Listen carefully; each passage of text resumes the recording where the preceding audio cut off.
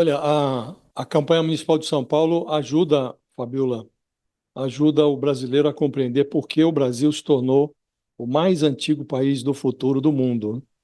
Primeiro, a esquerda teve que pedir desculpas por entoar o hino nacional em linguagem neutra. Agora, a direita e a ultradireita travam esse jogo de empurra ao redor de uma bandeira na qual o dístico, a expressão ordem e progresso, foi trocado por Marçal Presidente. É o fim do mundo, o fim da picada, né? Essa bandeira foi esticada lá na Avenida Paulista, compôs a cenografia que azedou os bofes do Bolsonaro, no 7 de setembro. E agora o Marçal, que foi acusado pelo mito de traidor, está sustentando que os funcionários da prefeitura, do Ricardo Nunes, que ele chama de Bananinha, colocaram essa peça, essa bandeira, uma bandeira, aliás, gigantesca, ali no asfalto, para gerar intriga entre ele e o Bolsonaro. E o prefeito chama o rival de mentiroso, acusa o Marçal de manipular um vídeo no qual os funcionários da prefeitura estariam retirando a bandeira da pista para fazer a limpeza. E ele promete acionar a polícia, com tanta coisa que a polícia tem para fazer, né? Ele quer que se abra um inquérito policial, diz que vai exigir direito de resposta à justiça eleitoral. E esses dois patriotas estão brigando pelo amor do Bolsonaro, que querem o voto bolsonarista, né? E um voto, aliás, que está fugindo ao controle do Bolsonaro. Essa briga não vai melhorar a pátria, Fabiola, mas o diversionismo que se esconde atrás da briga ajuda os dois personagens, os dois candidatos, a se esquivarem de explicações que eles deveriam providenciar, né? O Marçal, por exemplo, é acusado de furto cibernético, falsidade ideológica, Caixa 2, crimes eleitorais variados.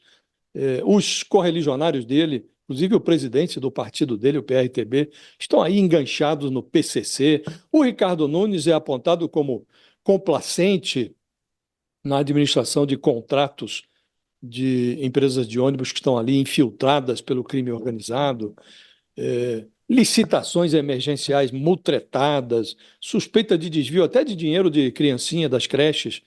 Então, esse contencioso todo é o que está se escondendo embaixo dessa bandeira.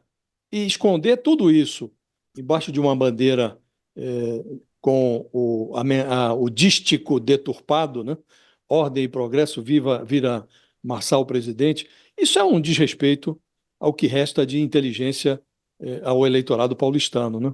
Mas o diversionismo ajuda os candidatos. Não melhora a pátria, mas ajuda os candidatos a esconderem aí essa podridão toda. É.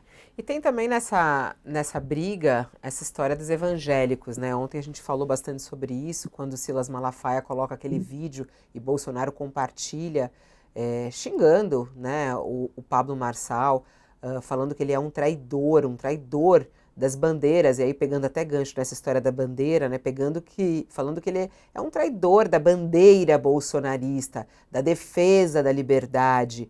E aí Marçal responde, falando da defesa da liberdade, que ele é uma das grandes vítimas e tudo mais. Aliás, ele anda nas redes sociais respondendo essas questões aí. Por que essa briga com Silas Malafaia e ele? Vamos até ouvir o que ele disse ontem à tarde. É só o Silas que tá brigando, eu não. Eu tô firme aqui. Faz o Silas ajuda o Ramagem, que tá precisando de ajuda no Rio de Janeiro. Ele segue dando tirando sarro um pouco, né, o Sakamoto. Ficou, é esse o lugar aí que Pablo Marçal também ocupa, né?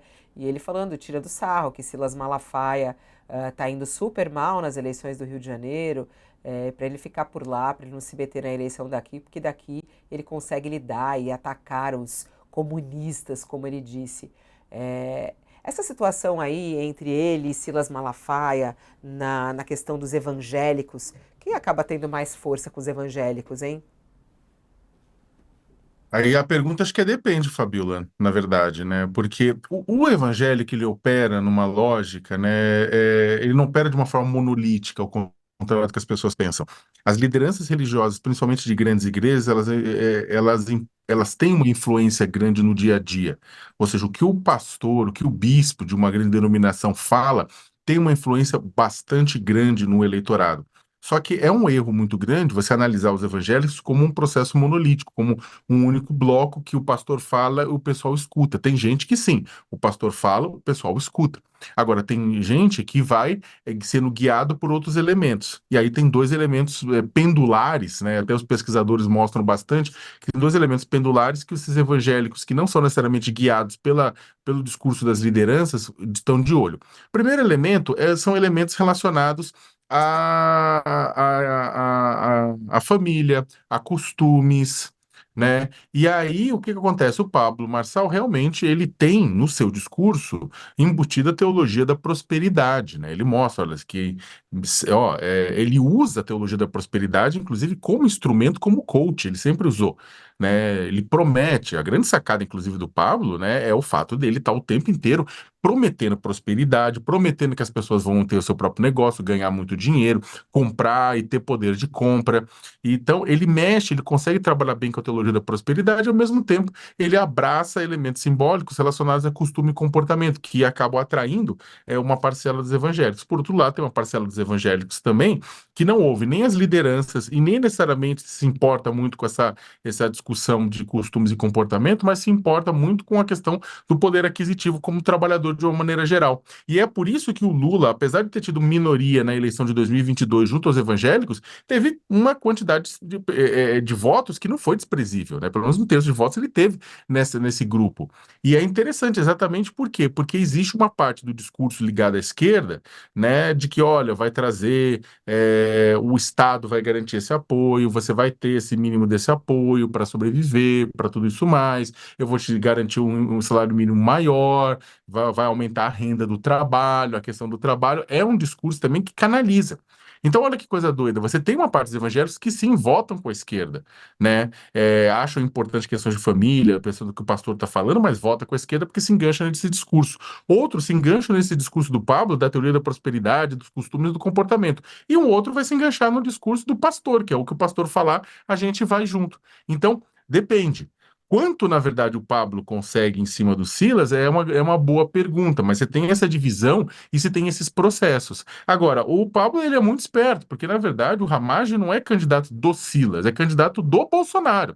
O que ele deveria estar falando é que o Bolsonaro está perdendo no Rio de Janeiro, né, para o candidato que, inclusive, tem apoio do próprio presidente Lula, que é o Eduardo Paes.